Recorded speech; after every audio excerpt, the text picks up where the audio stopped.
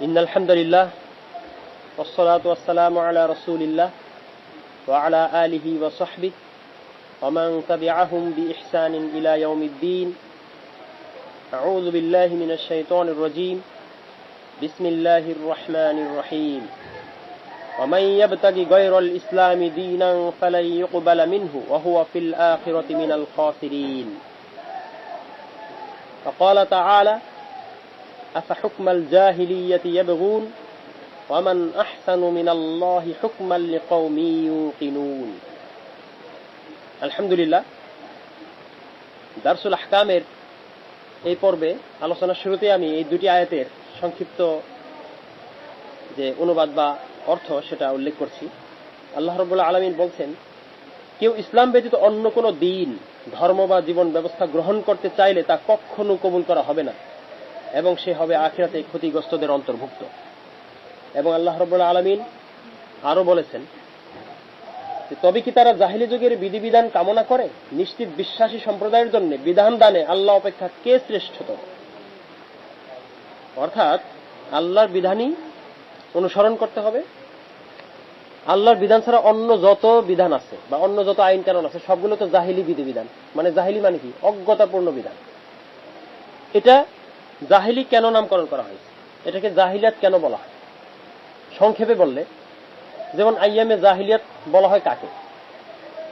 যখন রাসূলুল্লাহ সাল্লাল্লাহু আলাইহি সাল্লামের জন্মের আগে বা আবির্ভাবের আগে, তার নবুয়তের আগে মানুষ, বিশেষ করে মক্কা আরবের মানুষ, আল্লাহ রাব্বুল আলামিনের পক্ষ থেকে আগত কোনো কিতাব বা দলিল এর অনুসরণ করত না। তারা তাদের প্রবৃত্তির অনুসরণ করত, শয়তানের দেখানো পথের অনুসরণ করত বা বিভিন্ন শিরকে লিপ্ত থাকত। এটা হচ্ছে জাহিলিয়াত। মানে আল্লাহ রাব্বুল আলামিনের পক্ষ থেকে যেটা আসছে সেটা হচ্ছে নূর, সেটা হচ্ছে আলো। আর আল্লাহ রাব্বুল আলামিনের পক্ষ থেকে যে ইলম বা জ্ঞান বা ওয়াহী, এটা ছাড়া, এটার বিপরীতে বা এটা ব্যতীত মানুষের মধ্যে নিজেদের কল্পিত, নিজেদের তৈরি করা কিংবা শয়তানের দেওয়া যে কোনো প্রকার তন্ত্রমন্ত্র, সেটা যদি শিক্ষা বা জ্ঞান নামেও প্রচলিত থাকে, সেটাই জাহিলিয়াত, সেটাই অজ্ঞতা, সেটাই অন্ধকার, তাই কিনা? এজন্য তো জাহিলিয়াত বলা হয়। নলে তো আরবের মানুষের অনেক আপনার প্রতিভা ছিল, যোগ্যতা ছিল, তারা কাব্য সাহিত্যে এগুলোতে অনেক উন্নত ছিল। তারপরেও কেন তাদেরকে আইয়ামে জাহিলিয়াতের অন্তর্ভুক্ত করা হয়? এজন্যই করা হয় যে তাদের বাহ্যিক জ্ঞান, বিচার বিবেক, বুদ্ধি অনেক ছিল, যুদ্ধ জ্ঞান অনেক ছিল, কিন্তু তারা আসলে ওয়াহির জ্ঞানে জ্ঞানী ছিল না। ওয়াহির জ্ঞান বা ওয়াহির যে ধারা, জ্ঞানের ধারা, সেটা তাদের মধ্যে ছিল না। এজন্যই বাহ্যিক কিছু জ্ঞান থাকলেও সেটা জ্ঞান না, বা বাহ্যিক কিছু বিষয় থাকলেও সেটা আসলে কি না, লাইট না, আলো না। এটা এজন্যই জাহিলিয়াত। ইনশাআল্লাহ আমি দারসুল ইলমে জাহিলিয়াত সম্পর্কে কিছু আলোচনা করেছি, সেগুলো আপনারা ইনশাআল্লাহ শুনতে পারেন, সমস্যা নেই। তো আজকে আমার আলোচ্য বিষয় হচ্ছে গণতান্ত্রিক পদ্ধতিতে বা মানব রচিত কোন পদ্ধতিতে ইসলামী রাষ্ট্র প্রতিষ্ঠা কি সম্ভব, বা ইসলামী রাষ্ট্র প্রতিষ্ঠার চেষ্টা করা কি সঠিক, এই বিষয় নিয়ে কথা। এটা একটা পুরাতন বিষয়, অনেক দিন যাবত এটা নিয়ে আলোচনা হচ্ছে, অনেক আলোচনা হচ্ছে। আমি নিজেই প্রায় 30 বছর যাবত এটা নিয়ে কথা বলতেছি। তো তারপরেও প্রসঙ্গক্রমে আসছে। সে প্রসঙ্গটা কি? গত পর্বে আমরা আলোচনা করেছিলাম যে মুরতাদ শাসকদের বিরুদ্ধে যুদ্ধ, আল্লাহর আইন পরিবর্তনকারী বা পদস্খলিত শাসকের বিরুদ্ধে যুদ্ধ, এবং ইসলামী রাষ্ট্র প্রতিষ্ঠার লক্ষ্যে যারা ইসলামী রাষ্ট্র প্রতিষ্ঠায় বাধা দেয় তাদের বিরুদ্ধে যুদ্ধ। এই তিনটা অধ্যায়কে আমরা পাশাপাশি আলোচনা করছিলাম। সেখানে আমরা পরিষ্কার করেছি যে আল্লাহর বিধান প্রতিষ্ঠার জন্য তাদেরকে আমরা, এটার প্রতিপক্ষ যারা আছে, আল্লাহর বিধানের প্রতিপক্ষ বা বিপক্ষে যারা আছে, তারা যে নামেই থাকুক, তাদেরকে আপনি যে নামই দেন, তারা কাফের বলেন, মুরতাদ বলেন, তাগুত বলেন, কিংবা জালেম, ফাসেক, যাই বলেন, তাদের বিরুদ্ধে ইসলামী রাষ্ট্র প্রতিষ্ঠার জন্য যুদ্ধ করা শরীয়তে বৈধ। এটা কখনো ওয়াজিব হয় কারোর জন্য কোনো জায়গায়, আর কখনো এটা ওয়াজিব হয় না, অন্যান্য হুকুম হয়। স্থানকাল পাত্রভেদে শরীয়তের যে বিবিধ হুকুম আছে, আহকাম আছে, সেগুলো বিচার করে বা সেগুলো বিবেচনা করে আমাদেরকে এগুলো সঠিকভাবে প্রয়োগ করতে হবে ইনশাআল্লাহ। সুতরাং সঙ্গত কারণেই ইসলাম প্রতিষ্ঠার জন্য, ইসলামী রাষ্ট্র প্রতিষ্ঠার জন্য, ইসলামী আইন প্রতিষ্ঠার জন্য যে সমস্ত চেষ্টা প্রচেষ্টা পৃথিবীতে চলতেছে তার মধ্যে অন্যতম একটা চেষ্টা প্রচেষ্টা কি, গণতান্ত্রিক উপায়ে চেষ্টা প্রচেষ্টা করা। প্রথম কথাটা হচ্ছে যে গণতান্ত্রিক উপায়ে চেষ্টা প্রচেষ্টার আগে অন্যান্য মতবাদ নিয়েও অনেকে চেষ্টা করছে। কেউ জাতীয়তাবাদ নিয়েও ইসলাম প্রতিষ্ঠা করতে চেয়েছে পৃথিবীর অনেক দেশে, বা তাদের চিন্তা ছিল এরকম আর কি, যদিও সেটা কখনো হয় নাই এবং এগুলো এখন আস্তে আস্তে কমে গেছে।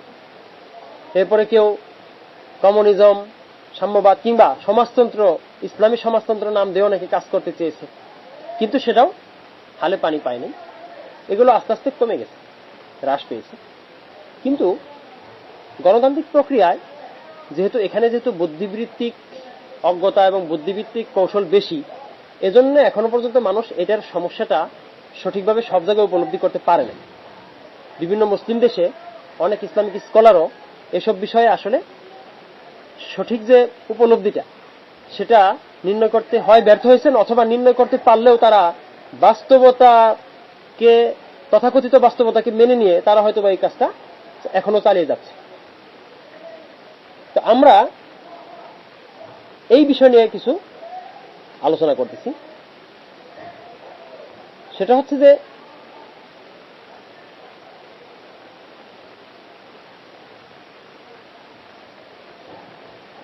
শরিয়া অনুমোদিত সকল পদক্ষেপ এবং জিহাদের সকল প্রকার আমল বাস্তবায়নের মাধ্যমেই দেশে দেশে এবং পৃথিবীতে ইসলামী রাষ্ট্র বা ইসলামী শাসন ব্যবস্থা প্রতিষ্ঠিত হতে পারে।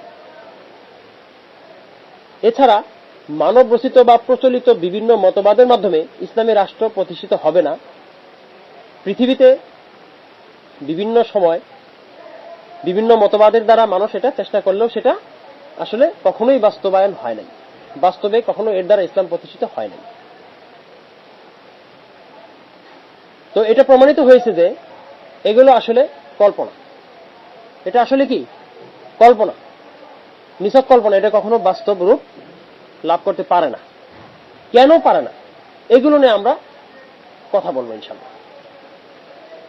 তো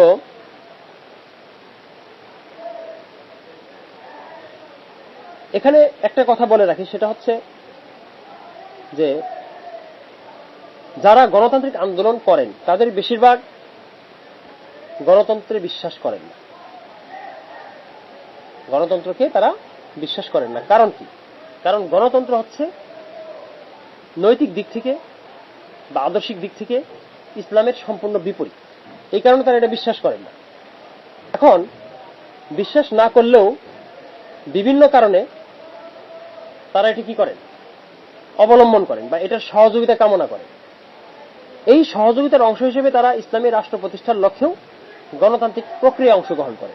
তারা পরিপূর্ণ গণতন্ত্র করেন সেটা আমি বলতেছি না, করেনও না তারা এটা, কিন্তু তারা মূলত গণতান্ত্রিক নির্বাচনের যে প্রক্রিয়া সেটাতে অংশগ্রহণ করে। এটা হচ্ছে এখানে মূল বিষয়। তো আমি এখানে যেটা উল্লেখ করব সেটা হচ্ছে যে ইমানের দৃষ্টিকোণ থেকে, এক নম্বর, দ্বীনের মৌলিক বিষয় বা ইমানের দাবি অনুযায়ী গণতন্ত্র পরিভাষা এবং এর আকাঙ্ক্ষা দ্বীন, ইমান এবং আল্লাহর সার্বভৌমত্বের সম্পূর্ণ বিপরীত। যেমন লা ইলাহা ইল্লাল্লাহ, আপনি বলতেছেন আল্লাহ ছাড়া কোনো ইলাহ নাই, প্রকৃত কোনো ইলাহ নাই, অর্থাৎ আল্লাহ ছাড়া ইবাদত আনুগত্য পাওয়ার যোগ্য কেউ নাই। জীবনের সকল ক্ষেত্রে শুধু আল্লাহরই আদেশ নিষেধ, তারই হুকুম মেনে চলতে হবে, অন্য কারো হুকুম মেনে চলা যাবে না। তাহলে গণতন্ত্র কি সেটা বলে? গণতন্ত্র সেটা বলে না, কিন্তু তারা বিভিন্ন ধর্মের নাম ব্যবহার করে। যেমন আমেরিকাতে তারা ধর্মে বিশ্বাস করে, তারা যখন শপথ পাঠ করে, তাদের প্রেসিডেন্ট যখন শপথ করে তখন বাইবেল হাতে নিয়ে করে, কিংবা তাদের যে মুদ্রা আছে ডলার, সেখানেও কি লেখা আছে?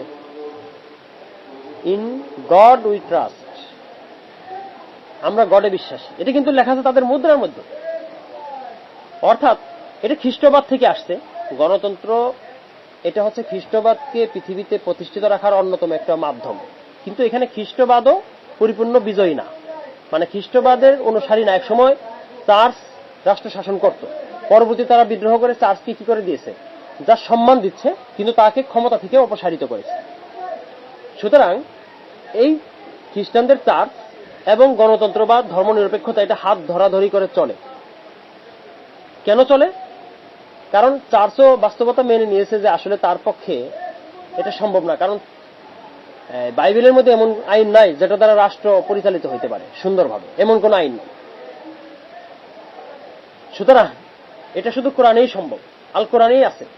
তো কিভাবে কোরআনের আইন থেকে মানব সভ্যতাকে আপনার দূরে রাখা যায় বা বঞ্চিত করা যায়, সেই পরিকল্পনা অংশ হিসেবে তারা যৌথভাবে এই কাজটা করে। তাহলে খ্রিস্টবাদকে তারা সামনে রাখে, কিন্তু খ্রিস্টবাদে যেহেতু এত কিছু নাই, সুতরাং তারা খ্রিস্টবাদকে অনুসরণের দাবি করলেও তারা মূলত আসলে নিজেদের প্রবৃত্তির অনুসরণ করে, তাই কিনা, অধর্মের অনুসরণ করে। আমরা ইতিপূর্বে বলেছিলাম যে ধর্মনিরপেক্ষতা কি। ধর্মনিরপেক্ষতা হচ্ছে যে সকল ধর্মকে সে বাস্তবে বলে যে হ্যাঁ, সব ধর্ম স্বাধীন, ইচ্ছা করলে আপনারা সবাই আপনার যার যার ধর্ম পালন করতে পারবেন, কিন্তু রাষ্ট্র এবং সমাজ ব্যবস্থার আইনে ইসলাম মানে কোনো ধর্ম থাকবে না। তার অর্থ কি? তার অর্থ সে রাষ্ট্র এবং সমাজ ব্যবস্থা তাদের যে ধর্ম, তাদের যে বস্তুবাদী ধর্ম, ব্যক্তি ধর্ম, প্রবৃত্তি ধর্ম, সেটা তারা কিন্তু আমাদের সকলের উপর চাপিয়ে দিচ্ছে, সব ধর্মের উপরও চাপিয়ে দিচ্ছে। মানে আমরা স্রষ্টার ধর্মকে বা স্রষ্টার আইনকে চাপিয়ে দিতে পারবো না তাদের উপরে, কিন্তু তাদের যে প্রবৃত্তি তাড়িত যে ধর্ম, খেয়াল খুশি, সেটা আবার তারা ইসলাম এবং সব ধর্মের উপর চাপাই দিতে পারবে। এটা এক পেশে নীতি, এটা হচ্ছে ফ্যাসিজম, তাই কিনা? এটা রাজতন্ত্র থেকেও খারাপ। তো যাই হোক, আমরা যেটা বলতে চাচ্ছি সেটা হচ্ছে যে লা ইলাহা ইল্লাল্লাহর দাবি সম্পূর্ণ গণতন্ত্রের বিপরীত। গণতন্ত্র মানে কি? জনগণের আইন কর্তৃত্ব, সার্বভৌমত্ব, সভরেন্টি ফর দ্য পিপুল। যদি ব্যাপারটা তাই হয়, তাহলে তো ইনিল হুকমু ইল্লা লিল্লাহ, আল্লাহ যে বলছেন হুকুম, বিধান, কর্তৃত্ব শুধু আল্লাহরই, তাহলে এটা সম্পূর্ণ বিপরীত হয়, তাই কিনা? তারপর বলছেন আলা আলাহুল খালকু ওয়াল আমরু, জেনে রাখো সৃষ্টি যার, আইন তার। আসলে তো তাই। যে কোম্পানি যে পণ্য তৈরি করে, ওই কোম্পানির ক্যাটালগ অনুযায়ী ও পণ্য চলে। নোকিয়া কোম্পানির মোবাইল অন্য কোম্পানির দিয়ে বা আপনার ইচ্ছা মতো চালাইলে হবে না, সেটা ওই কোম্পানির নিয়ম অনুযায়ী চালাইতে হবে আপনাকে, তাই কিনা? তো সুতরাং এই যে ব্যাপারটা, এই ব্যাপারটা স্পষ্ট যে সৃষ্টি যার, আইন তার। সুতরাং আল্লাহ যেহেতু মানুষকে সৃষ্টি করেছেন, মানুষের জীবনের জন্য যা কিছু দরকার সেটা আল্লাহ তাআলাই শুধু দিতে পারে, এবং এটা আল্লাহ তাআলা যা দিবেন সেটা অবশ্যই মানুষের জন্য প্রযোজ্য এবং উপকারী। এর বাইরে কোনো উপকার নাই, এর বাইরে অন্য কিছু আপনি চেষ্টা করলেও সম্ভব না। যেমন আপনি যদি মানুষের শরীরে গরুর রক্ত প্রবেশ করাতে চান, এটা কি চলবে? মানুষ কি চলবে? জীবিত থাকবে? চলবে না। কারণ গরুর জন্য যে রক্ত নির্ধারিত, স্রষ্টা সেটা ওইভাবেই নির্ধারণ করছে। গরুর জীবনের জন্য, একটা প্রাণীর জীবনের জন্য যা দরকার সেটা আল্লাহ তাআলা সেটা এইভাবে দিয়েছেন, তাই কিনা? প্রত্যেকটা প্রাণীর ক্ষেত্রে এটা প্রযোজ্য, মানুষের ক্ষেত্রে এটা প্রযোজ্য। সুতরাং মানুষের ক্ষেত্রে যদি আপনি মানুষের জীবন যদি সুন্দর করতে চান, তবে অবশ্যই আল্লাহ তাআলার নিয়ম নীতি আনতে হবে। ইতিপূর্বে যখন ইহুদি বা খ্রিস্টানরা তাদের পূর্বপুরুষরা যখন ইসলাম অনুসরণ করত, অর্থাৎ আল্লাহর দিন মেনে চলত, যখন তাদের এই বর্তমান ধর্ম এখন বিকৃত হয়ে গেছে, আগে এটা বিকৃত হয় নাই, রাসূলুল্লাহ সাল্লাল্লাহু আলাইহি ওয়াসাল্লাম আসার পরে তখন সকলকে সর্বশেষ রাসূলকে এবং তার আনিত কোরআন এবং সুন্নাহকে মানতে হয়। কিন্তু দিন বা ধর্ম কিন্তু একটাই, বিধান কিন্তু একটা, আল্লাহরই সব এগুলো কিন্তু সব আল্লাহরই বিধান। কিন্তু ইহুদি খ্রিস্টানরা তাদের বিধানকে আর মানে নাই, বিকৃত করে ফেলেছে। তাদের যে ধর্মগ্রন্থ ছিল সেটাকে তারা নষ্ট করে ফেলেছে, সেটা আর এখন নাই। সুতরাং এখন আল্লাহর বিধান হিসেবে কিতাবুল্লাহ এবং সুন্নতে রাসূলি আছে। তাহলে ধর্মের আইন মানেই এখন কোরআন এবং সুন্নাহর আইন, এটা আর অন্যরা মানতে চায় না। এজন্য তাদের ধর্মনিরপেক্ষতার নামে, গণতন্ত্রের নামে নানান মতবাদ তৈরি করতে হয়েছে। এটা তাদের অস্তিত্ব রক্ষা বা তাদের ক্ষমতা রক্ষার জন্যই করতে হয়েছে। সুতরাং আমরা স্পষ্ট যে গণতন্ত্রের পরিভাষা জনগণের বা মানুষের প্রভুত্ব বা ক্ষমতা। এই যে গণতন্ত্র, এটা আসলে আল্লাহর সাথে, ইমানের সাথে, আল্লাহর দ্বীনের সাথে পরিপূর্ণ সাংঘর্ষিক। এখানে একটা কথা বলে রাখি, যেটা আমরা আগে আলোচনা করেছি, সেটা হচ্ছে যে গণতন্ত্রের দাবি যদিও জনগণের আইন, জনগণের কর্তৃত্ব, কিন্তু সেটা কিন্তু বাস্তবে নাই। কিছু মানুষের আইন আছে, কিছু দুষ্ট লোকের শাসন আছে। আপনি দেখবেন, হ্যাঁ, জনগণ, পিপল, এটা নাই, কোথাও নাই। কোথাও তো তারা গণভোট দিয়ে চলে না, জন আকাঙ্ক্ষা তারা পূরণ করে না। তারা জনগণের কাছে ভোট নেয়, ভোট নেওয়ার পরে তারপরে আর তাদের জনগণের খোঁজখবরও ঠিক মতো নেয় না, কিংবা জনগণের আকাঙ্ক্ষার প্রতিফলন তাদের কর্মকাণ্ডে কখনোই দেখা যায় না। সুতরাং গণতন্ত্র যদি আপনি জনগণের শাসন হিসেবে বলেন বা অধিকাংশ বেশিরভাগ মানুষের শাসন হিসেবে বলেন তাহলে সেটা নাই। কিন্তু যদি আপনি বলেন যে হ্যাঁ ওই যে গণপিটুনি, গণধর্ষণ, গণডাকাতি, মব যেটা, সেটা আছে, হ্যাঁ সেটা তারাও তো মানুষ নাকি, অর্থাৎ কিছু দুষ্ট লোকের শাসন। সুতরাং এই কিছু দুষ্ট লোক কখনোই বেশিরভাগ মানুষের প্রতিনিধিত্ব করে না, বেশিরভাগ মানুষের আকাঙ্ক্ষার প্রতিফলন তাদের ঘটে না, তাদের দেশে তারা ঘটায় না, ঘটাতে পারেও না। এজন্য আপনি দেখবেন যে পৃথিবীর বেশিরভাগ রাষ্ট্রপ্রধান মনোনীত হয় গণতন্ত্রের নামে, কিন্তু অল্প কিছু মানুষের ভোটে, মাইনরিটির ভোটে, কখনো মেজরিটির ভোটে সাধারণত তারা ক্ষমতাসীন হয় না। সাধারণত এটা দেখবেন না, দুই একজন হঠাৎ হয়, কিন্তু মেজরিটিও তা কত পার্সেন্ট, 51, 52, 53। কিন্তু আরো যে 40%, 45 আছে তাদের অবস্থা কি হবে? তার মানে জনগণের আকাঙ্ক্ষার প্রতিফলন কখনোই গণতন্ত্রের মধ্যে হয় নাই, হবেও না কোনোদিন। এখন আমরা যেটা বলতেছি সেটা হচ্ছে যে আল্লাহ রাব্বুল আলামিনের আইন, আল্লাহর কর্তৃত্ব, আল্লাহর শাসন, আল্লাহর নীতি, আল্লাহর বিধানের সাথে গণতন্ত্র, ডেমোক্রেসি সম্পূর্ণ বিপরীত, এটার সাথে কোনো সম্পর্ক নাই। সুতরাং কোনোভাবেই ইসলাম বা ইসলামী দল বা ইসলামী যারা রাজনীতি করেন কোন ক্রমেই এটা ইমানের দিক থেকে সমর্থনযোগ্য না যে তারা এটা গ্রহণ করে, কখনোই তারা এটা গ্রহণ করতে পারেন না, তাদের ইমানের সাথে এটা সাংঘর্ষিক হয়।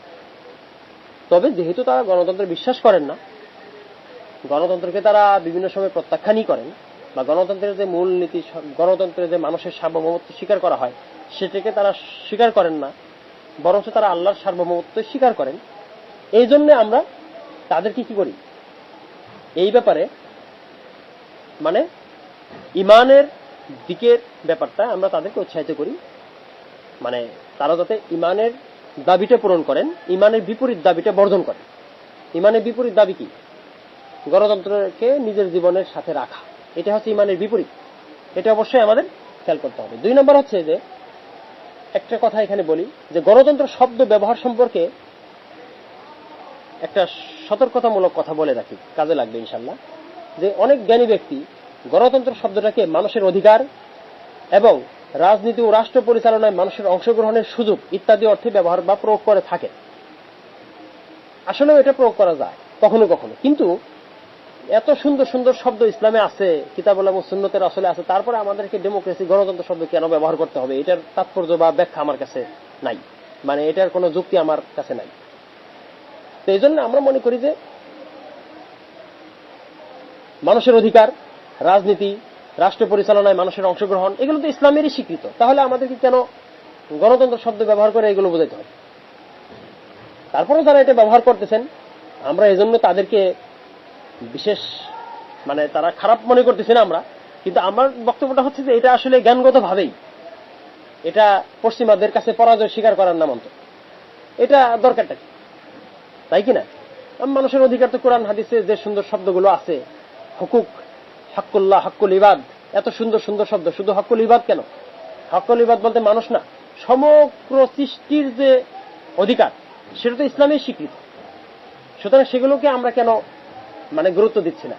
সুতরাং আমার মনে হয় যে এই গণতন্ত্র শব্দ ব্যবহার করার কোনো প্রয়োজন নাই, শাব্দিক অর্থেও এটা ব্যবহারের প্রয়োজন নাই। পারিভাষিক অর্থে তো গ্রহণযোগ্য গণতন্ত্র নাই, পারিভাষিক অর্থে তো গণতন্ত্র অগ্রহণযোগ্য, বা এটা পরিভাষা হিসাবে কিংবা এটা নীতি হিসাবে তো সম্পূর্ণ বাতিল, কিন্তু শাব্দিক ভাবে ওই শব্দটার দরকার নেই। আর ইসলামী গণতন্ত্র এটা হয় না, ইসলামী শিরিক যেমন হয় না, ইসলামী জিনা ব্যবচার যেমন হয় না, তেমন এটাও হয় না, তাই কিনা? যেটা আমরা আগে বললাম। সুতরাং আমাদের এটা বুঝতে হবে যে আপনার এটা ইমানের সাথে সাংঘর্ষিক। 2 নাম্বার, দিন প্রতিষ্ঠা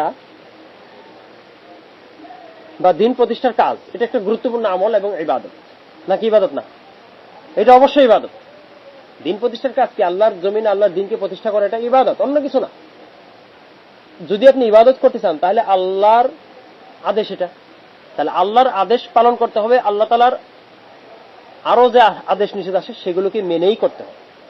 যেমন আপনি সালাত আদায় করবেন, আল্লাহ তাআলার নিয়ম মানবেন না, তাহলে তো আর হবে না। আল্লাহর আদেশ মানবেন না, সেটা তো হবে না। ঠিক একইভাবে আল্লাহর দিন প্রতিষ্ঠা করবেন, অবশ্যই আল্লাহ রাব্বুল আলামিনের এই দিন প্রতিষ্ঠার ক্ষেত্রে আমাদের কি করতে হবে? আল্লাহ তাআলার দিনকেই মানতে হবে। প্রাসঙ্গিক যত আয়াত আছে সবগুলোই মানতে হবে, কোনোটা বাদ দেওয়া যাবে না, তাই কিনা? আল্লাহর দিন প্রতিষ্ঠা করতে হবে, আল্লাহ ছাড়া অন্যের বিধান দিয়ে তার মানে কি আল্লাহর দিনের তো কোনো মূল্যই থাকলো না? আল্লাহর দিন কি অন্য কোনো বিধানের কাছে মুখাপেক্ষী? এটা কখনোই না। বরং আল্লাহ তাআলার দিন স্বয়ংসম্পূর্ণ। ইন্নাদ দীনা ইনদাল্লাহিল ইসলাম, আল্লাহর নিকট একমাত্র দিন, জীবন ব্যবস্থা ইসলাম। যত বিধান দরকার ইসলামেই আছে। ওমা ইয়াবতাগি গায়রাল ইসলামি দীনান ফালা ইউকবালা মিনহু। আল্লাহ তাআলা বলছেন, যে ব্যক্তি ইসলাম ছাড়া অন্য কোনো দিন, মতবাদ, ধর্ম, জীবন ব্যবস্থা গ্রহণ করতে চায় তা আল্লাহর কাছে কখনো গ্রহণীয় হবে না। তাই না? আল্লাহর কাছে কখনো এটা গ্রহণযোগ্য হবে না, বরং সে পরিণামে আখিরাতে ক্ষতিগ্রস্ত হবে। আল্লাহ তাআলা এটাও বলছেন, আফা হুকমাল জাহিলিয়াতি ইয়াবগুন, তবে কি তারা জাহিলি যুগের বিধিবিধান কামনা করে? আরে জাহিলি যুগের বিধিবিধান তো এটাই, যে আল্লাহর কিতাব থাকতে, আল্লাহর বিধান থাকতে আপনি মানুষের ইহুদি খ্রিস্টানদের বিধান নিয়ে আপনি নাচানাচি করবেন, এটাই তো, তাই না, জাহিলিয়াত। এর থেকে বড় অজ্ঞতা আর কি হইতে পারে? সুতরাং বাহ্যিকভাবে এখানে অনেক জ্ঞানী ব্যক্তি আছেন, তাদের জ্ঞানের প্রতি সম্মান রেখে বা শ্রদ্ধা রেখেই বলি যে আসলে আমরা বাস্তবে যা দেখতেছি যে এই জ্ঞানী ব্যক্তিগণ যারা গণতন্ত্রকে ধারণ করেন বা গণতন্ত্রকে ধারণ করেন না বা অবিশ্বাসী করেন, কিন্তু গণতন্ত্রকে ইসলামী রাষ্ট্র প্রতিষ্ঠার কাজে ব্যবহার করতে চান, তারা আসলে জ্ঞানের মধ্যে অজ্ঞতাকে প্রবেশ করাচ্ছে, জ্ঞানের মধ্যে অজ্ঞতাকে স্থান দিচ্ছে। এটা খুব খারাপ, এটা অবশ্যই বাতিল এবং ভুল, এখান থেকে ফিরে আসতে হবে। এরপরে সুন্নাহ, যে কোনো আমল করার জন্য গুরুত্বপূর্ণ বিষয় কি? সুন্নাহ, নাকি? সুন্নাহ মানে রাসূলুল্লাহ সাল্লাল্লাহু আলাইহি ওয়াসাল্লামের তরিকায় সব আমল বাস্তবায়ন করতে হবে। দিন প্রতিষ্ঠা যদি রাসূল করে থাকেন, তাহলে রাসূলের পক্ষ থেকে কি সুন্নাহ নাই? অবশ্যই আছে। তাহলে রাসূলুল্লাহ সাল্লাল্লাহু আলাইহি ওয়াসাল্লামের তরিকায় একমাত্র সুন্নাহ এবং পদ্ধতি, ধারাবাহিকভাবে আমরা বলতেছি এটা। সুতরাং রাসূলুল্লাহ সাল্লাল্লাহু আলাইহি ওয়াসাল্লামের তরিকায় দাওয়াত, শিক্ষা, বিভিন্ন ধরনের আন্দোলন, এটা সমস্যা নাই। যেগুলো ইসলামের সাথে যায় সে সমস্ত দাবি, আন্দোলন, আলোচনা, সমাবেশ, মিটিং, মিছিল, এটা হতে পারে, কিন্তু সেটা কি হবে? সেটা কি গণতান্ত্রিক? না, সেটা তো গণতান্ত্রিক না, সেটা ইসলামেরই অনুমোদিত। রাসূল সাল্লাল্লাহু আলাইহি ওয়াসাল্লাম দাওয়াত দিয়েছেন এবং দাওয়াতের সাথে সংশ্লিষ্ট অন্যান্য উপায় উপকরণও ব্যবহার করেছে, যেগুলো কোনো নীতি, নৈতিকতা, পৃথক কোনো নীতি না, যেটা ইসলামের মধ্যেই আছে। আপনি একটা দাবি করবেন, এটা ভালো। মানুষকে সংগঠিত করবেন, এটা তো ভালো। মানুষকে সচেতন করবেন, সেমিনার করবেন, সিম্পোজিয়াম করবেন, এটা তো ভালো। আপনি মিছিল করবেন, সমাবেশ করবেন, এগুলো তো ভালো কাজ। কিন্তু এটা কি গণতান্ত্রিক? না, এটা ইসলামের জন্যই এটা করতে পারেন, ইসলামী পদ্ধতিতে এটা করতে পারেন। রাসূল সাল্লাল্লাহু আলাইহি ওয়াসাল্লাম মক্কা জীবনে তার যুদ্ধ করেননি, কিতাল করেননি। তিনি কি করেছেন? দাওয়াত এবং দাওয়াতের সাথে সংশ্লিষ্ট আমলগুলো করেছেন। আপনি সেগুলো করেন, কে বাধা দিয়েছে? আপনি সেগুলোর মধ্যে থাকেন। আপনি যদি কিতাল নাও করেন, এটা কোনো বড় সমস্যা না। আপনি চিন্তা করলেন 50 বছর পরে কিতাল করবো, ওকে, সমস্যা নাই। কিন্তু আপনি রাসূলের সুন্নাহ তরিকার বাইরে যান না। আপনি রাসূলের সুন্নাহর বাইরে যেতে পারবেন না। যদি আপনি রাসূলের তরিকার বাইরে যান, তাহলে এটা আমল হবে না, এটা অন্য কিছু হবে। এটা ইবাদত হবে না, এটা অন্য কিছু হবে। সুতরাং রাসূলুল্লাহ সাল্লাল্লাহু আলাইহি ওয়াসাল্লামের তরিকার অনুসরণের মাধ্যমেই আপনি গণতান্ত্রিক উপায় বা এই ধরনের গণতান্ত্রিক নির্বাচন এখানে যাচ্ছেন কেন? আপনাকে মনোনীত করবে কি কাফের, মুশরিক, অজ্ঞ সকলেই? এটা কেমন কথা হয় যে কাফের, মুশরিক এবং জ্ঞানী, জ্ঞানী এবং যেটাকে মূর্খ নির্বিশেষে সকলের কাছে আপনি ভোট প্রার্থনা করতেছেন? এটা কিভাবে হয়? ইসলামের রাষ্ট্রের ম্যান্ডেটের জন্য আপনি এটা প্রার্থনা করতেছেন, এটা হয় নাকি? আপনি একজন কাফেরের কাছে বলবেন যে তুমি ঈমান গ্রহণ করো, তার কাছে আপনি ঈমানের দাওয়াত পৌঁছাবেন, সাধারণ মানুষের কাছে আপনি জ্ঞান পৌঁছাবেন, দ্বীনের বিভিন্ন বিষয়ের তাবলীগ বা প্রচার করবেন, তাই কিনা? এইটা সুতরাং এটা রাসূলুল্লাহ সাল্লাল্লাহু আলাইহি ওয়াসাল্লামের যে তরিকা বা সুন্নাহ, সেটা অবলম্বন করতে হবে। সেটা আপনি ইচ্ছা করলে শুধু দাওয়াত এবং দাওয়াতের সাথে সংশ্লিষ্ট কাজও করতে পারেন। একটা রাস্তার 6টা লেন থাকলে আপনি সবগুলো লেনের ব্যবহার নাও করতে পারেন।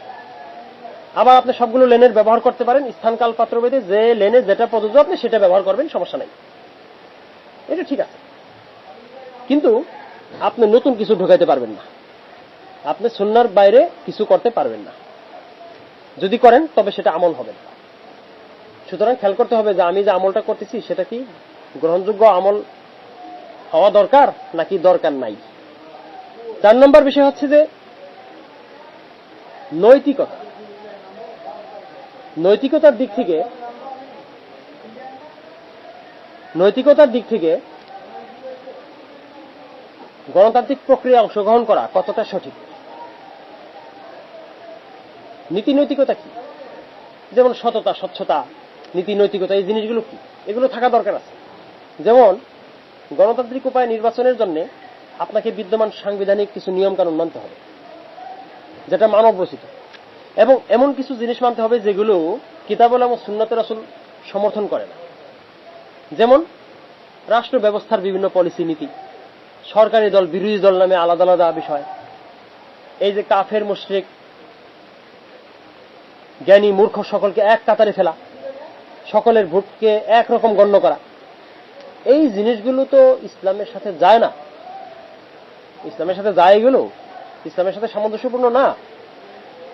এখন আপনি কি করলেন? আপনি চিন্তাটা হচ্ছে কি যে আপনি ইসলাম প্রতিষ্ঠা করবেন। যখন ইসলাম প্রতিষ্ঠা করবেন তখন তো আপনাকে এগুলোও চেঞ্জ করতে হবে নাকি, এগুলোও পরিবর্তন করতে হবে। এখন এগুলো আপনি কিভাবে পরিবর্তন করবেন? আপনি তো এগুলোকে মই হিসাবে ইউজ করছেন, আপনি যেটাকে সিঁড়ি হিসাবে ব্যবহার করলেন আপনি সেটাই ফেলে দিবেন। আপনি তো অনৈতিক, আপনার মধ্যে নীতি নৈতিকতা তাহলে কম, নীতি নৈতিকতার ঘাটতি আছে, তাই কি না? আপনি যার মাধ্যমে উঠলেন আপনি তাকে কিভাবে ফেলে দেন, তাকে কিভাবে বাতিল করেন? আপনি ওই নীতি মেনেই আসছেন যে আপনি বিরোধী দল হিসাবে নির্বাচনে অংশ নিয়েছেন, আগে সরকারি দলে ছিলেন না, এরপরে যে দলে গেলেন, তখন আপনি কি এটাকে বাতিল করবেন? এই যে এই ধরনের যে অনেক প্রক্রিয়া আছে, অনেক সংবিধানে অনেক আপনার মূলনীতি আছে, এই মূলনীতিকে তো আপনি সেগুলো চেঞ্জ করতে পারবেন না। গণতন্ত্র শব্দটাকে আপনি কিভাবে বাদ দিবেন? কারণ এই শব্দটা ইসলামের সাথে যায় না। এরকম অসংখ্য বিষয় আছে সংবিধানে এবং রাষ্ট্রের পলিসির মধ্যে যেগুলো আপনি বাদ দিতে পারবেন না। আর সেগুলো বাদ দিতে না পারার অর্থই হচ্ছে যে আপনি ইসলাম প্রতিষ্ঠা করতে পারবেন না। আর সেটা যদি আপনি ইসলাম প্রতিষ্ঠা করতে চান যদি আপনি, তাহলে আপনাকে এগুলোকে বাদ দিতে হবে। এগুলো আপনি বাদ দিতে পারেন না, কারণ আপনি তার মাধ্যমেই উঠছেন। আপনাকে সে এগুলোর ক্ষমতা বলে আপনি আসলেন, আবার এগুলোকে আপনি ক্ষমতায় গিয়ে লাথি মেরে ফেলে দিবেন, এটা তো হয় না, এটা অনৈতিক, এটা কখনো নীতি নৈতিকতার সাথে যায় না। সুতরাং আপনাকে বুঝতে হবে যে আপনার নীতি ঠিক আছে কিনা। এবং আমার স্পষ্ট কথা হচ্ছে যে আপনার নীতি নৈতিকতা সম্ভবত এই ক্ষেত্রে আবারও মূল্যায়ন করতে হবে যে এটা আসলে নীতি নৈতিকতার সাথে যায় না। এই বিষয়ে অনেক আলোচনা আছে, আমি শুধু সংক্ষেপে উল্লেখ করলাম। 5 নম্বর যে বিষয়টা সেটা হচ্ছে বিদআত। দ্বীনের মধ্যে নতুন যে কোনো কিছু সংযোজন করা, কোন আমলের মধ্যে যে কোনো কিছু সংযোজন করাই বিদআত। সালাতের মধ্যে কি আপনি কোনো কিছু নতুন নিয়ম সংযোজন করতে পারেন? পারেন না। সওমের মধ্যে পারেন না, যাকাতের মধ্যে পারেন না। অর্থাৎ ওইটা নীতির মধ্যে বা ওইটার যে নিয়ম পদ্ধতি, এটার মধ্যে আপনি কিছু পরিবর্তন করতে পারেন না। পরিবর্তন তো হয় হচ্ছে বস্তুগত উপায় উপকরণের মধ্যে, বস্তুগত উপায় উপকরণ। যেমন এক সময় যুদ্ধ হয়তো তীরতরণে, এখন হয় বন্দুকে, বিমানে, তাই কিনা, বোমা হামলা ইত্যাদি। এগুলো হচ্ছে বস্তুগত উপায় উপকরণ, এগুলো পরিবর্তন হইতে পারে। এক সময় দাওয়াতি কাজ করো, দাওয়াতি কাজ করতে গেলে মানুষের কাছে যেতে হয়তো, মুখে মুখে কথা বলতে হতো। এখন আপনি দূরে থেকে একটা কি করতে পারেন, ইন্টারনেটে দাওয়াতি কাজ করতে পারেন। এগুলোতে কোনো সমস্যা নেই।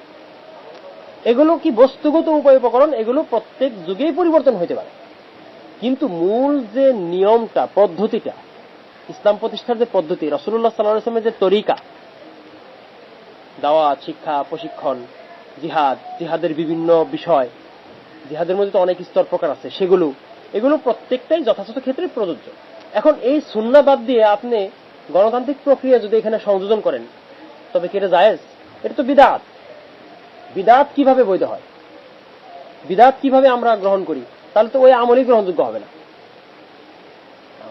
যে আমলটা আমরা করব সেটা যদি রাসূলের তরিকা না থাকে, সেখানে যদি বিদআত থাকে, তাহলে সেটা কিভাবে গৃহীত হবে? সেটা তো গৃহীত হবে না, সেটা তো আমলযোগ্য না। তওবা করতে হবে, সংশোধন করতে হবে এই বিদআত। যুগে যুগে বিদআত ঘটবে, বিদআত আসবে, বিভিন্ন নতুন নতুন উপায় আসবে। রাসূলুল্লাহ সাল্লাল্লাহু আলাইহি ওয়াসাল্লাম বিভিন্নভাবে এগুলো সতর্ক করছেন। সুতরাং বিদআত থেকে আমাদেরকে অবশ্যই সাবধান থাকতে হবে। বিদআতি প্রক্রিয়া কখনো ইসলাম প্রতিষ্ঠা হয় না, তাই কি না? হ্যাঁ, একটা কথা, সেটা কি, যে সমস্ত ইসলামী দল তারা গণতান্ত্রিক বা ইসলামী রাজনীতি করেন বা ভোটাভুটিতে অংশ নিচ্ছেন, তারা কিন্তু জাস্ট নির্বাচনে অংশ নিচ্ছেন। এই নির্বাচনী প্রক্রিয়াটা, নির্বাচনের মাধ্যমে ক্ষমতায় যাওয়ার যে প্রক্রিয়াটা, যে রাষ্ট্রটা ইসলামী রাষ্ট্র না, অন ইসলামিক রাষ্ট্র, এখানে যদি ইসলামী রাষ্ট্র থাকতো সব কিতাবুল্লাহ এবং সুন্নতের রাসূল অনুযায়ী চলে, শুধু নেতা নির্বাচিত হয় জনগণের ভোটে, তাহলে আমরা এই জিনিসটাকে কি করতাম, এটা মানে এই বিষয়টাতে আমরা ছাড় দিতে পারতাম, তাই না?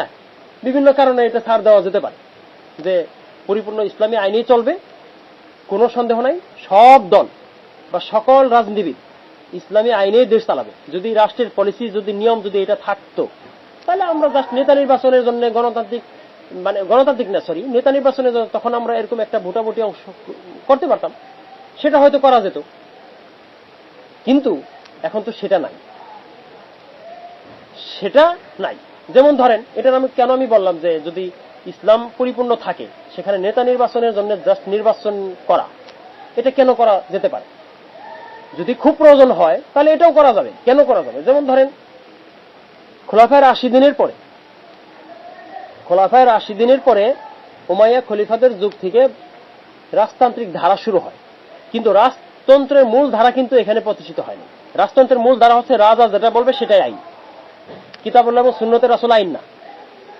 কিন্তু উমাইয়া খলিফার কি রাজা যা বলছেন সেটা আইন হয়েছে? আসলে না, তারা কিতাবুল্লাহ এবং সুন্নতের রাসূল দ্বারা রাষ্ট্র পরিচালনা করেছেন। এই কারণে খলিফার ছেলে খলিফা হওয়াটা, এটা কোন যে সাহাবীরা তখন জীবিত ছিলেন তারা এটাকে অপছন্দ করলেও মেনে নিয়েছেন, এটাকে তারা পছন্দ না করলেও তারা কি করেছেন, ইসলামের বৃহৎ স্বার্থে, উম্মার ঐক্যের স্বার্থে এটাকে মেনে নিয়েছেন। কারণ মূল জিনিসটা ঠিক আছে, কিতাবুল্লাহ এবং সুন্নতের রাসূলের বাইরে রাষ্ট্র পরিচালিত হবে না, কেউ করবে না, যে যায় সেই। ঠিক একইভাবে এখনো যদি এটা হয় যে কিতাবুল্লাহ এবং সুন্নতের রাসূলের ভিত্তিতেই রাষ্ট্র পরিচালিত হবে, এবং যে নেতাই আসুক, যে দলেরই আসুক, দল থাকা উচিত না, তারপরেও বললাম যে যে নেতাই আসুক, সে যদি কোরআন এবং সুন্নাহ দ্বারাই সে যদি রাষ্ট্র পরিচালনা করে, তবে আমরা নেতা নির্বাচনের জন্য ইলেকশন দিতে পারতাম, এটাকে আমরা মেনে নিতাম বৃহৎ স্বার্থে। সমস্যাটা কি? কিন্তু সেটা তো এখানে নাই। তাহলে আমরা শুধু একটা নীতি নির্বাচনের জন্য জনগণের ভোটের আকাঙ্ক্ষা করতেছি, এটার সাথে ইসলামের কোনো সম্পর্ক নেই। সুতরাং এটা বিদআত, বাতিল। আল্লাহ রাব্বুল আলামিন আমাদেরকে এই সমস্ত বিদআত থেকে হেফাজত করুন।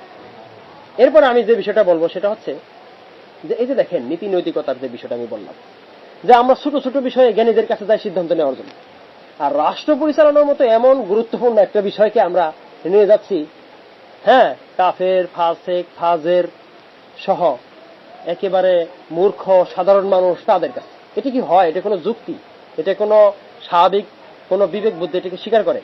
এটা কখনোই করে না। হাল ইয়াস্তাউইল্লাযীনা ইয়ালামুনা ওয়াল্লাযীনা লা ইয়ালামুন, আল্লাহ বলছেন যারা জ্ঞানী আর যারা জ্ঞানী না তারা কি সমান? হ্যাঁ, তারা কখনোই সমান না। এই জন্য শূরা যে জিনিসটা, সেটা কি? সেটা এখানে হয় না। এখানে কিন্তু শূরা নাই। শূরাটা কি? যেমন ধরেন, একটা ইসলামী দলের ভিতরে সকলেই মান সম্পন্ন কর্মী বা নেতা, তারা তাদের ভিতরে একজন নেতা নির্বাচন করবেন, তাদের দায়িত্বশীল মনোনীত করবেন। এই জন্য তারা কি করলেন, নিজেদের মধ্যে একটা সিলেকশন বা ইলেকশনের আয়োজন করলেন, অধিকাংশের মতামত নিয়ে একজনকে আমির বানালেন। এটা ভালো কথা, এটা তো খারাপ কিছু না। আর একজন ইমামও আমরা তৈরি করি, জনগণের অধিকাংশ লোকের সমর্থন থাকে যাতে, এভাবেই তৈরি করি, তাই না?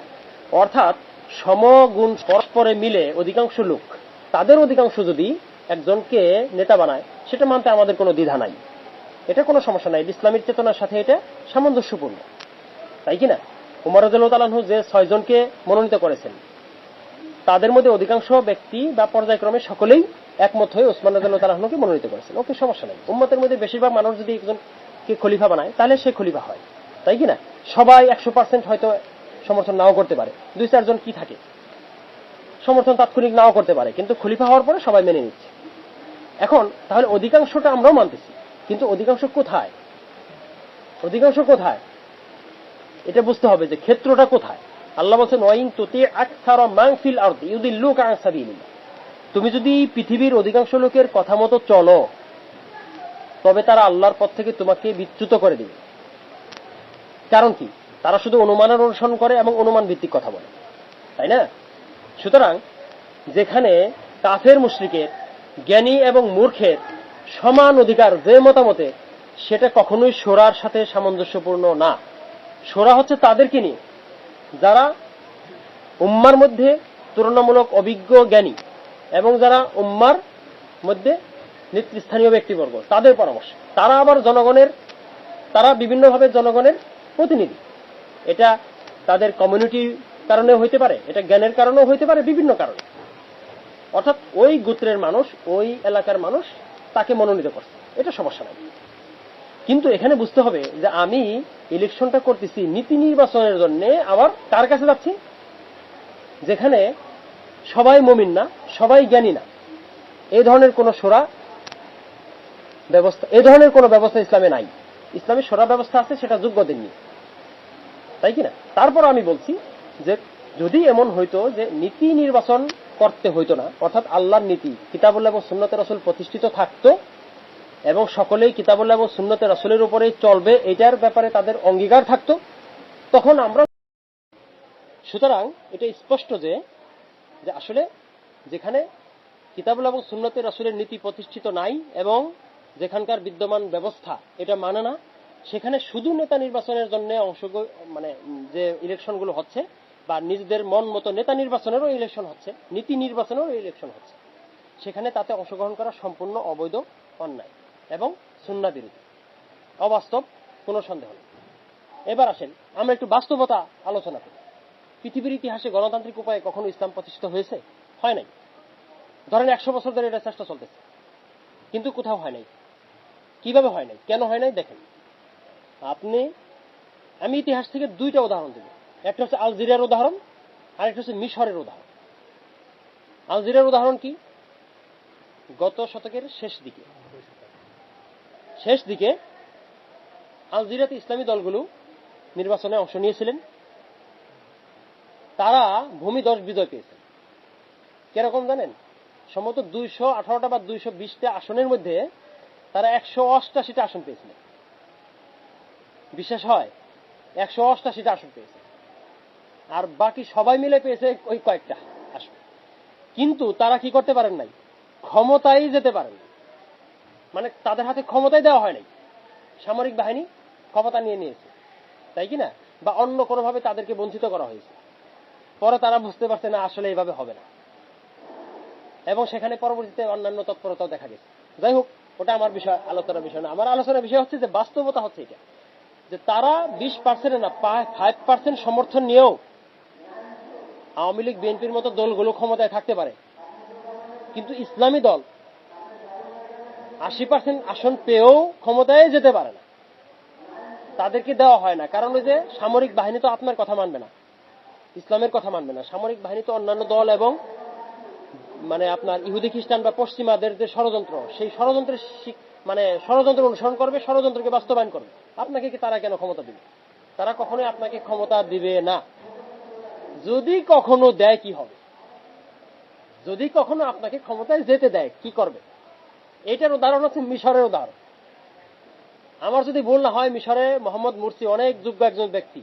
শুধু তার না, ইসলামী আন্দোলনের যারাই নেতা আছেন, মাওলানা মওদুদী থেকে শুরু করে, তাদের অনেক কিছু আমরা তাদের থেকেই শিখেছি, তাই কিনা? কিন্তু আমার মাওলানা মওদুদী কিন্তু গণতন্ত্রকে এইভাবে সমর্থন করেন নাই। পাকিস্তানে উনি যখন গণতান্ত্রিক নির্বাচনে অংশগ্রহণ করেছেন বা করতে বলেছেন, তখন কিন্তু পাকিস্তানের রাষ্ট্র ব্যবস্থা ইসলাম হবে এটা সকলে স্বীকার করে নিয়েছে, রাষ্ট্র তখন এটা স্বীকার করে নিয়েছিল। সুতরাং তিনি ইসলামী রাষ্ট্র ব্যবস্থা, তারা পাকিস্তানি যেটাকে বলে যে তাদের আইন পরিষদ, তারা যখন এটাকে মেনে নিয়েছে, তখন তিনি সেখানে অংশগ্রহণ করেছেন। সেই বিদ্যমান অবস্থা তো এখন নাই। আছে কোনো দেশে? নাই। আমরা বলতেই পারি না যে ইসলামী শাসন পরিপূর্ণ প্রতিষ্ঠা করব, শরিয়া ল কায়েম করবো। এটা আমরা ঠিকমতো, আমাদের ইসলামী দলগুলো ঠিকমতো বলতেই পারে না। বলতে পারে, অনেক কৌশল করে, অনেক কথা বলে। কারণ কি? ওই যে তাদের নির্বাচন কমিশন, তাদের আইনের সাথে সামঞ্জস্যপূর্ণ না হলে তো আপনার নির্বাচনই করতে দেয় না, নিবন্ধন বাতিল করে দেয় অনেক সময়, তাই কিনা? যেগুলো ইতিপূর্বে আমরা দেখেছি। যাই হোক, যদি আপনি কখনো অনেক ভোট পান, তাহলে আপনার পরিণতি হয় আপনাকে ক্ষমতাই দিবে না। যদি কখনো দেয় তখন কি হবে সেটা বলতেছিলাম। মিশরে মোহাম্মদ মুরসিকে রহমাতুল্লাহ আলাইহি, তাকে ক্ষমতা দেওয়া হয়েছিল। তিনি সম্ভবত 61% ভোট পেয়েছিলেন, যদি আমার ভুল না হয়। কিন্তু তিনি ক্ষমতায় যাওয়ার 1 বছরের মাথায় পশ্চিমা এবং দেশীয়, যারা গণতন্ত্র চায়, ইসলাম চায় না, তারা ষড়যন্ত্র করে কি করলো, একটা আন্দোলন করলো, আন্দোলনের মাধ্যমে দমন করা হলো। যে আন্দোলনের মাধ্যমে 1 বছর আগে মোরসির উত্থান হয়েছিল বা ইসলামীদের উত্থান হয়েছিল, মিশরে ব্রাদারহুডের উত্থান হয়েছিল। ব্রাদারহুড তো অনেক পুরাতন সংগঠন, অনেক দিন তারা অনেক কোরবানি করেছেন, ত্যাগ করেছেন, তাদের ইতিহাস কিন্তু অনেক ত্যাগের ইতিহাস আছে। সেখান থেকে অবশ্যই আমাদের শিক্ষা নিতে হবে এবং আমরা অবশ্যই সেগুলো অনুসরণ করি। হাসান আল বান্না, শাইখ হাসান আল বান্না, ইখওয়ানুল মুসলিমিন তার এবং সৈয়দ কুতুব, ওনাদের দ্বারা আমরা সবসময় প্রভাবিত। ওনাদের ইলম ছাড়া আমরা জ্ঞান অর্জন করতে পারি না, তাই কি না? তা আমরা অবশ্যই তাদের অবদানকে অকুণ্ঠ চিত্তে স্বীকার করি এবং মানি, এতে কোনো সন্দেহ নেই। তো কিন্তু আমরা কি দেখলাম, মোরসিকে ক্ষমতা থেকে অপসারিত করা হলো। এত জনসমর্থন ছিল মিশরে ইসলামী ব্রাদারহুডের, যেটা ইখওয়ানুল মুসলিমিন, সেই জনসমর্থনে কিন্তু কাজ হয় নাই। কারণ কি? ক্ষমতা তো আপনার হাতে না, ক্ষমতা তো গণতান্ত্রিক অগণতান্ত্রিক যেটাই বলেন আপনি, পশ্চিমাদের দ্বারা নিয়ন্ত্রিত সামরিক বাহিনীর হাতে। সুতরাং আপনাকে কেন তারা সুযোগ দিবে? দিবে না তো। তারা কেন সুযোগ দিবে? তারা দিবে না।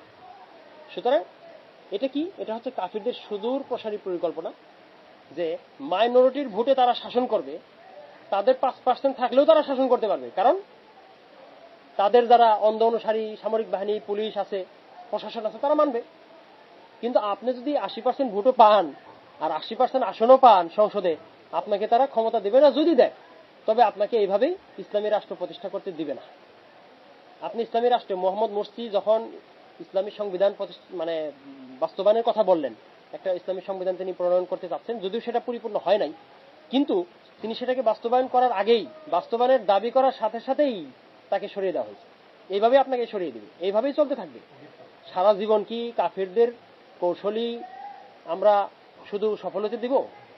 এটা হয়তো দেওয়া যায়? দেওয়া যায় না। আমাদের বুঝতে হবে যে কাফিরদের এই কৌশলগুলোকে বানচাল করে দিতে হবে। এটা তাদের সুদূর প্রসারী পরিকল্পনা। এই সুদূর প্রসারী পরিকল্পনা আমি খুব সংক্ষেপে বলতেছি, যে এখানে বিস্তারিত বলার খুব সুযোগ নাই। তাহলে আমরা যে শ্রম দিচ্ছি, মেধা খরচ করতেছি, অর্থ খরচ করতেছি, এটা তো পণ্ড শ্রম হচ্ছে। তার থেকে বরঞ্চ আপনি অভ্যুত্থান করতেন।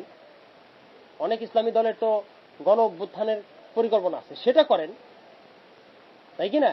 সেটা করলেও তো তারা কিছুটা মানে ইসলামী বিধানের কাছাকাছি থাকে, তাই কিনা? দাওয়াত এবং জনগণকে সংগঠিত করার মাধ্যমে তারা একটা অভ্যুত্থান করলেও হয়তোবা কিছুটা সেখানে সাধিত হবে। হ্যাঁ, তারপরেও হয়তোবা সামরিক বাহিনীর ক্ষেত্রে হাত দিবে। তো এই জন্য আপনি প্যারালাল ভাবে সামরিক বাহিনীকে ম্যানেজ করতে পারে এমন একটা বাহিনীও দরকার আছে, সবগুলোই দরকার আছে। তাহলে আপনি দাওয়াত, শিক্ষা, প্রশিক্ষণ, আন্দোলন, অভ্যুত্থান করেন, কিন্তু শক্তি অর্জন করেন।